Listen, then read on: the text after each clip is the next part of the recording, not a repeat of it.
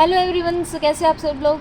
आज मैं आपको एक बहुत ही इंटरेस्टिंग सी स्टोरी बताती हूँ। सो थोड़ा सा ध्यान से सुनिएगा और स्टोरी के एंड में आपको पता चलेगा कि स्टोरी का टॉपिक क्या है। तो एक बार क्या होता है, एक बहुत बड़ा महाराजा था जिसका नाम था मुंशी चंद, और उसे एक ऐसे व्यक्ति की ज़रूरत थी जो बहुत ही समझदार हो, जो बहुत ही चतुर हो, जो निर्णय लेने में उसकी सहायता कर सके। अब उसके दरबार में दो ऐसे व्यक्ति थे जो बहुत ही समझदार थे, जो अच्छे से निर्णय लेते थे, लेकिन जैसे कि उसे एक व्यक्ति की ज़रूरत थी, तो उसने सोचा क्यों ना मैं इन दोनों की परीक्षा लूँ और उस परीक्षा में जो सफल होगा उसी को मैं अपना साथी चुनूँगा।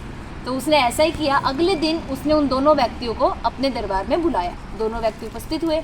उसने क्या किया, उन दोनों व्यक्तियों को एक एक मुर्गा दिया, और मुर्गा देने के बाद उसने कहा कि इस मुर्गे को उस समय मारना जिस समय इसे कोई ना देखे, या फिर उस समय इसे मारना जिस समय आपके आसपास आपके अलावा और इस मुर्गे के अलावा कोई भी ना हो। कोई भी नहीं का मतलब कोई भी नहीं होना चाहिए।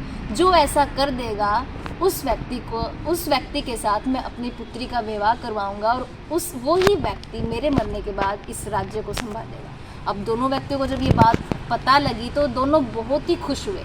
थोड़ी देर बाद में राजा ने उन्हें आदेश दिया कि तुम जा सकते हो। तो वो दोनों चले गए और दोनों अलग अलग जगह गए। अब उसमें से जो एक व्यक्ति था उसके दिमाग में ख्याल आने लगे। उसने सोचना शुरू किया कि मैंने अगर इसे मार दिया, मार क्या, मैं तो इसे मार ही दूंगा, और इसे मारने के बाद मेरा जो विवाह है वो राजा की पुत्री के साथ होगा, मेरे पास बहुत ज़्यादा धन दौलत आ जाएगी और मुझे किसी बात की कोई चिंता नहीं रहेगी, लोग मुझे जानने लग जाएंगे। ऐसे ऐसे जो ख्याल है उसके दिमाग में आ रहे थे, और जैसे जैसे वो ख्याल आते जा रहे थे इतनी देर में उसको सामने से एक झोपड़ी दिखाई।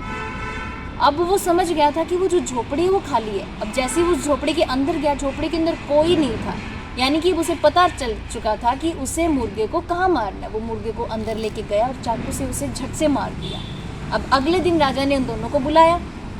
दोनों मुर्गे के साथ उपस्थित हुए, लेकिन चौंकने वाली बात ये थी कि उसमें से एक ने तो मुर्गे को मार दिया था, लेकिन दूसरा व्यक्ति जीवित को लेके आया। अब जब राजा ने पहले वाले से पूछा तो उसने कहा कि तुमने इस मुर्गे को कैसे मारा। तो उसने कहा महाराज, मैंने इस मुर्गे को तब मारा जब मेरे आसपास कोई नहीं था, मेरे और इसके अलावा कोई नहीं था।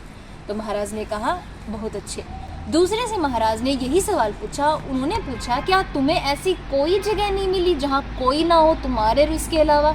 तो उसने कहा कि महाराज, जगह तो मुझे बहुत सी मिली, लेकिन जहाँ कोई नहीं देख रहा था वहाँ ऊपर वाला देख रहा था। यही ख्याल मेरे दिमाग में आया और मैंने इसे नहीं मारा। राजा बड़ा प्रसन्न हुआ। उसे पता चल चुका था कि उसे अपना साथी किसे चुनना है। यानी कि कहानी से हमें इतना सीखने की ज़रूरत है, जब भी हमारे दिमाग में कुछ गलत करने का विचार आए, कुछ गलत ख्यालात अगर हमारे दिमाग में आते हैं, तो हमें इतना ध्यान ज़रूर रखना चाहिए कि दो नज़रें हमें हमेशा देख रही होती है, दो आंखें हमें हमेशा देख रही होती है, एक हमारी खुद की और दूसरी भगवान की। इसलिए कुछ भी गलत करने से पहले सोच लेना कि आपको ऊपर वाला देख रहा है, और शायद इसीलिए कहा जाता है कि हर एक के कर्मों का फल अवश्य मिलता है। Thank you so much. अगर स्टोरी पसंद आई हो तो ज़रूर मुझे बताइएगा।